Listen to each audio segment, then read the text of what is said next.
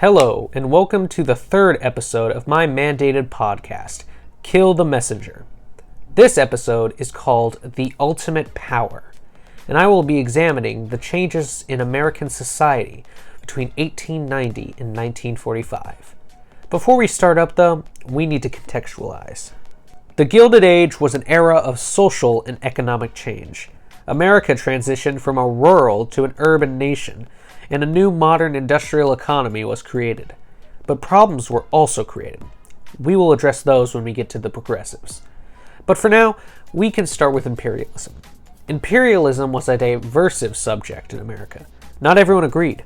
Rudyard Kipling, who, fun fact, wrote The Jungle Book, also wrote The White Man's Burden and urged imperialism. The Anti-Imperialist League urged the opposite, obviously. This group included such names as Mark Twain, Samuel Gompers, and Andrew Carnegie.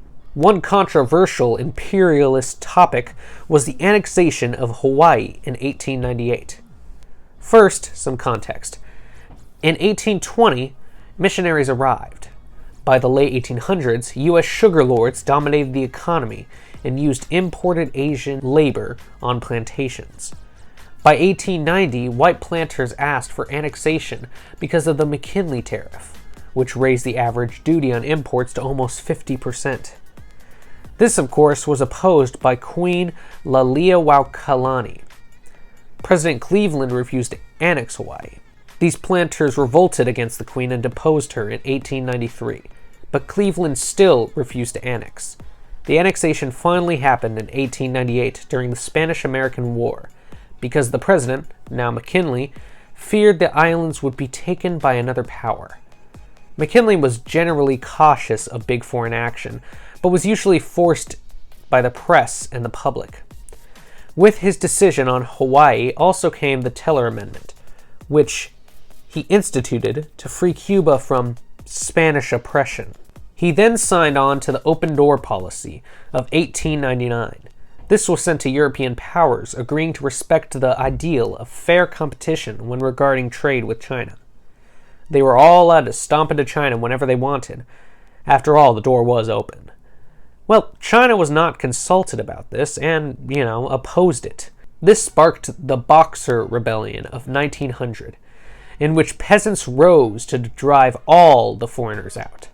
They did not succeed, and in fact, a lot of them died. Anyway, back to America. Theodore Roosevelt became president in 1901. By 1906, he brokered negotiations between Russia and Japan after the Russo-Japanese War. After this, he needed to limit Japanese immigration without having to instate a Japanese Exclusion Act, because that would just look bad. He decided on signing a gentleman's agreement, which asked Tokyo to limit immigration by withholding passports. All of these things could be seen as either good or bad, depending on who was asked at the time. The imperialist conversation happened for a long time. If we go back in time about 5 years, we can look at another topic in this conversation. The Insular Cases of 1901 made Puerto Ricans and Cubans U.S. subjects without civil rights, as Puerto Rico and Cuba weren't states or territories. The Platt Amendment of 1902 happened a little while later, and it meant that the U.S. was leaving Cuba. It specified that they would come back in cases of anarchy. They also said Cuba would trade with them for free as long as the U.S. got to build 2 naval bases there, as well as achieve Guantanamo Bay. There were many arguments for all these acts committed by America. Imperialists said that expansion would spread democracy to the uncivilized parts of the world, while also giving America access to new markets to sell manufactured goods. They also referenced social Darwinism and a need to compete with Europeans. Now, anti-imperialists disagreed. They said the U.S. should respect other countries' sovereignty and honor the tradition of isolationism. They also said that the U.S. shouldn't engage in aggression to gain access to global trade. They were very progressive at the time. Speaking of progressives, remember when I said I'd talk about them? Now is that time. You like that segue? Couldn't think of a better one. I did this a bit late and needed to speed up the process. Anyway, there were quite a few progressive movements and groups that addressed the leftover problems of the Gilded Age. The muckrakers were journalists who exposed scandals, corruption, and injustices. They were biased at times, but they helped spread awareness. There were many political and labor reforms for women, in which women like Jane Addams expressed a need for equality and political rights. The NAACP, founded by W.E.B. Du Bois, fought for black rights and battled racism. It also created the Harlem Renaissance, which will be important later. The Square Deal and Pure Food and Drug Act set a precedent for government intervention. It implemented the 3 C's: consumer protection, control of corporations, and conservation. Expansion of democracy also happened, which changed the voting process because many politicians exploited minorities through these secret ballots. Direct primaries were pushed by these progressives because it would reduce the political power of political parties. Worker reforms grew in popularity as well. This included groups like the Knights of Labor, the American Federation of Labor, and the Industrial Workers of the World. They fought unfair working conditions and achieved better hours and wages. There were also the Wobblies, who fought for the same thing but were identified as radical anarchists. Those were most of the progressive groups who sought to solve the problems of the Gilded Age. Although these problems were not yet all solved, it was time to move on to a new age, the Age of War. World War I. Here's a quick rundown. July 1914. World War I began. May 1915. Germans begin to utilize submarine warfare. January 1917. The Zimmermann Telegram, which was Germany telling Mexico to attack America, was released. April 1917. The U.S. declared war on Germany. January 1918. The 14 Points Address, which created the League of Nations, was declared. November 1918. World War I ends. March 1919, the second failure to ratify the Treaty of Versailles. From then on, the U.S. became isolationist. During the war, fear of immigrants was at an all-time high. American people feared Central Power immigrants and communism. There was an anti-German hysteria and extreme patriotism. These, quote-unquote, justified nativist actions. The Red Scare also appeared due to the communist revolutions. This resulted in the Espionage Act of 1917, which imprisoned anyone instigating rebellion during the war. Then, the Sedition Act of 1918 prohibited disloyal or abusive statements regarding the United States. Also, the Immigration Act of 1917 used literacy tests to limit immigration and banned immigrants from the Middle East and Southeastern Asia. There was also migration within the U.S. at the time. African Americans moved from rural to urban areas. This resulted in racial tension in the North, which caused the race riots of 1919. And the Harlem Renaissance. This was mentioned earlier. Also in 1919, labor strikes happened in Seattle, Pittsburgh, and Boston. The Great War and its aftermath changed the U.S. almost to its core. Nothing else shows that better than the culture of the 20s. Realism, Romanticism, well, they shriveled into irrelevancy. Now comes modern, Southern Gothic, and the Harlem Renaissance. Remember that? This is like the third time I've mentioned it. There was disenchantment with America because of the war. There was a consumer-driven culture of the 1920s, which was seen as shallow and vulgar. This decade sprouted a lost generation of writers. This included recognizable names such as Ernest Hemingway, F. Scott Fitzgerald, Langston Hughes, and Zora Neale Hurston, to name a few. Also, as I mentioned before, there was the Harlem Renaissance. Oh my god! Which, now I'll explain, it was the flowering of African American culture. The 20s also introduced jazz. Cotton clubs, as they were called, were frequented by musicians such as Duke Ellington, Fletcher Henderson, and Jelly Roll Morton. With all this came a conflict of culture.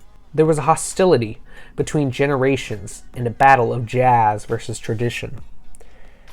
After these roaring 20s came a whole new low. The Great Depression.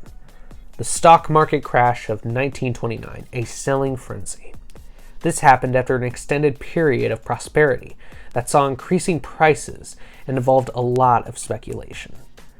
Easy credit led to economic instability. There was a disparity of wealth, which affected purchasing power and demand for goods. There was a lot of underconsumption. Also, there was increasing debt because of the 1920s consumerist culture. Franklin D. Roosevelt decided, hey, maybe I'll step in and help, and he introduced the New Deal, which would focus on the 3 R's: relief, recovery, and reform. Relief would mean immediate help for the poor and others in need, like the unemployed. Recovery would mean that the government would attempt to stimulate the economy and assist businesses. Reform would mean that the government would attempt to transform the American economy and its institutions to prevent another similar situation in the future. Many groups tried to help with these. Let me list some of them.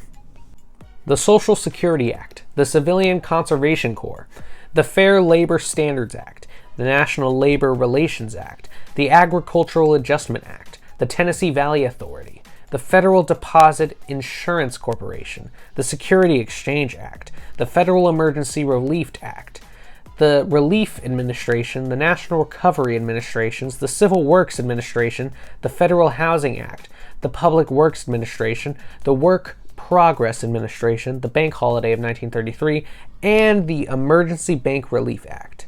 There may be more, but I just named a whole lot of them, so I'll stop there. All these groups helped in different ways, for different reasons. Some died off shortly thereafter, and some are still around today.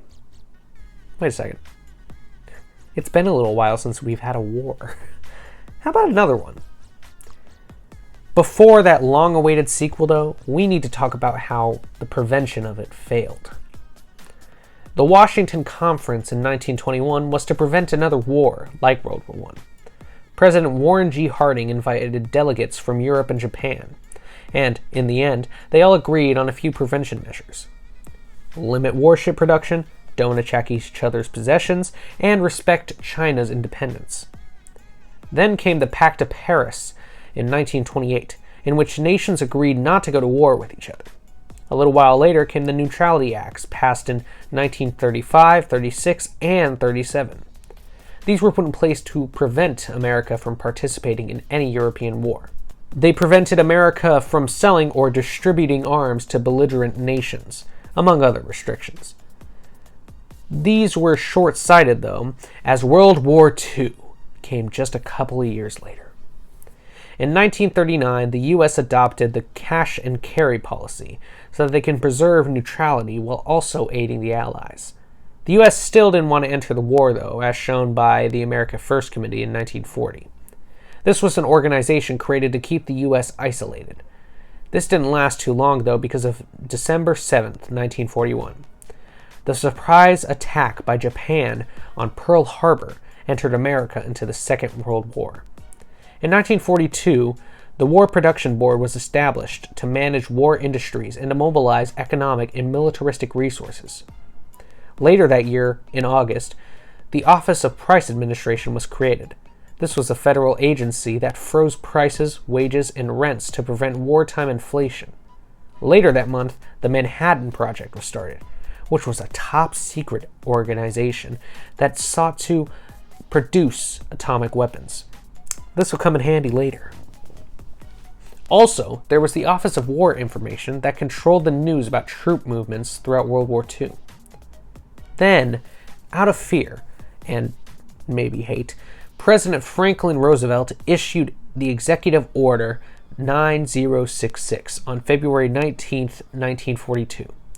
This authorized the evacuation of Japanese Americans from the West Coast to relocation centers further inland because they were seen as a threat to national security. This internment policy was upheld by the Supreme Court in 1944 in Korematsu versus the United States. In other racial news during the war, the Double V campaign came to be. This encouraged African Americans to join the war because the destruction of fascism will result in racial equality in America. Women were also encouraged during the war by Rosie the Riveter, a song character. She encouraged women to take defensive jobs while the men were out fighting. Now, when it came to fighting the war, the Allies focused on the European theater. The Soviets embarrassed Germany and Stalingrad with their victory. The Allies focused on the North African campaign to take control of North Africa from the Axis powers. Then, D-Day happened, June 6, 1944.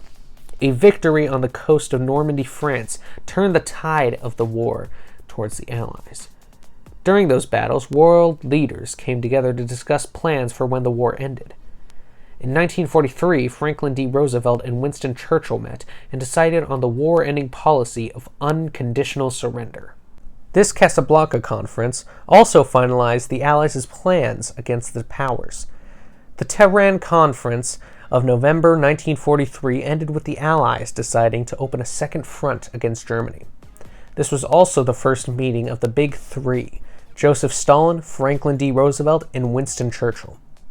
Then was the Yalta Conference of 1945, in which the Big Three discussed the conditions of the Soviets joining the war. It was also aimed to create post-war peace that represented everyone and liberated the people of Europe. Now, the Big Three wanted Russia to enter the war against Japan. The US despised Japan at this point, so they pursued an island-hopping strategy. This way they could strategically win control over the territory to get close to mainland Japan. In July 1945, the Potsdam Conference was held, and it warned Japan to surrender unconditionally or be destroyed. America had quite the obsession with the join or die phrase. The US didn't think Japan was going to budge, so they dropped a nuclear bomb on them. They were not kidding about the destroyed part. Now, the first atomic bomb was dropped on August 6th, 1945, on Hiroshima. Now, the US was thinking that may be enough revenge for now, but then they remembered they had another bomb and thought, well, two couldn't hurt. The second atomic bomb was dropped on August 9th on Nagasaki. Now, at this point, Japan surrendered. World War II ended, and, well, the US played quite the dominant role in the Allied victory. And, unlike World War I, they are going to play an ongoing role in international affairs. As time went on, the USSR became an enemy to the US and sparked the Cold War, which I am not going to get into today, but maybe at some point. Strong maybe. America's brand new post-war economic system was a global capitalist economy based on free enterprise. They wanted to lead the stabilization of international system. They were very opposed to communism as an economic system. Over this whole period, America grew into the ultimate power it is known as today. Through imperialist acts and 2 world wars, it gained more and more power. And as the title says, and as I said before, it became the ultimate power. I hope you enjoyed this mandated episode on my very own pre-chosen topic. This has been Sean, and remember to kill the messenger.